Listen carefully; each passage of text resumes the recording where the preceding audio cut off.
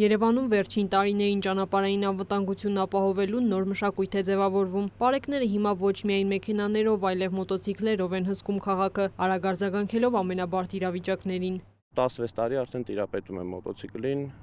16 տարվա փորձ ունեմ։ Գագիկ Ասլանյանը առաջիններից է, որ ընդգրկվել է մոտոպարեկային ծառայությունում։ Ասում է, մոտոցիկլ վարելու երկար տարիների փորձը օգնում է արդյունավետ ծառայություն իրականացնել։ Ծառայությունն իրականացվում է 2 հերթափոխով, առավոտից մինչև ուշ երեկո,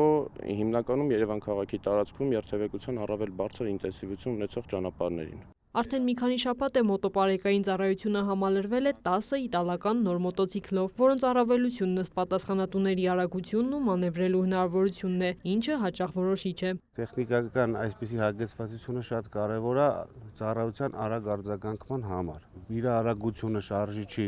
0-ից 100 արագություն կատարումը 4.4 վայրկյանում։ Բայց ծառայությունն արդյունավետ իրականացնելու համար միայն արագությունը չէ, որ կարևոր է։ Մոտոպարեկներն ունեն նաև տեխնիկական միջոցներ տեղում արագ արձագանքելու համար։ Ունի ջուրակիր համակարգիչ, որ տվյալ պահին արձանագրություն կազմի կամ նույնականացնի քաղաքացուն։ Երևանի գնդում մոտոպարեկային ծառայությունը սկիզբ է դրվել 2022 թվականին 5 մոպեդով։ Այս պահին ունենք 10 մոտոցիկլետ, 5 մոպեդ, որ ծառայություն են իրականացնում Երևան քաղաքի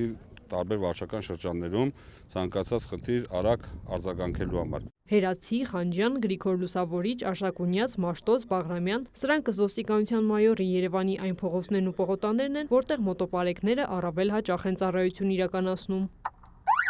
Ցանկացած խնդիր տեսնելու հանդիպելու դեպքում մոտոպարեկների են սեփական նախաձեռնությամբ արագ խնդիրը վերացնում են, որ հոսքերը կարողանանք ավելի արագ